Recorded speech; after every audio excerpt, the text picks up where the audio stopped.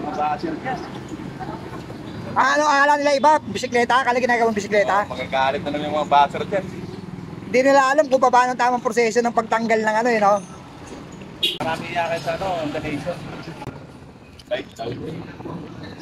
Ginagawang bike, dihiga yung motor. Ganyan ba tamang proseso? Sabi ng iba. Oh, Oscar! Tulog na kaya!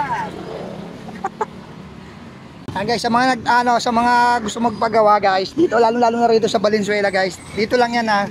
Tatagpuan malapit lang sa 3S. Tabi lang ng 3S kasi yung 3S tapos dito lang kaya katabi niya lang yan. Dito lang yan, malapit lang. So wala nang ibang gumagawa rito sa JT De Leon kundi si Kuya lang. Sa may mga motor ng Honda Click, at ba kuya PCX, Airplane, Honda Genio, Honda Beat.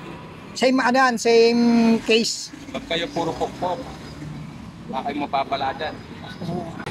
Sabi nung iba, biyak makina. Baba makina. Oh, Ito, 300 lang. Tapos na center stand mo ulit. ay, ang akala ng iba bisikleta kasi inihiga yung ano, yung motor. Yung ganon. Oo. Ito magagasasan niya, may sapin niya. Guys, para sa mga hindi nakakaalam, dito sa Valenzuela, lalo na rito sa JT De Leon ha, nasa kupa ng JT De Leon, walang ibang gumagawa rito guys ng mga ganyan. Dito lang yan, sa lugar dito, sa may ugong tabi ng 3S guys. Kaya kung ikaw, umisira yung motor mo at hindi mo alam ang gagawin, wag mo pakpakin kuya, no? Pag stock up center stand mo, pupukpukin. Bakit kaya hindi pakpakin? Sayang lang 7,000 mo. Pag narinig mo, kung may 7,000 ka, pwede mong gawin.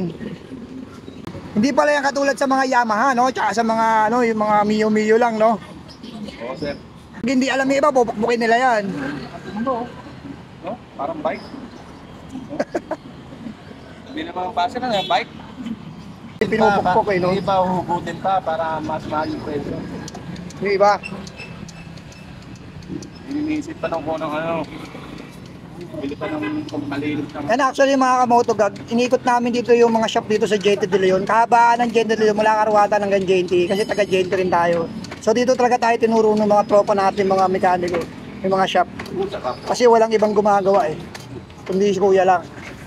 Eh sa mga gusto magpagawa mga kamotogag, dito lang yan. Tapat ka ng gasolinahan, yan, makikita nyo. Tabi ng 3S lang, napakadaling hanapin. Pangalan Kuya? Jerwin Kisan. Ayun, hanapin nyo lang si Kuya Jerwin, mga kamotogag. Sa mga kamotogag, kanina napakatigas niyan, hindi gumagalaw. O ngayon tinan nyo, di ba? Malaw na. Wala na yung center stand ng bike. Wala na yung center stand ng bike. Nakakita bike, di center stand. Oh, kalawang oh. Oh, okay na, oh. Eh, putang dami nga, okay no? Ito, tingnan mo naman oh. Center stand ng bike. Malambot na. Okay na. Oh, yan na, alam nyo na kung saan kayo pupunta, mga kamotogag, para hindi na kayo lalayo.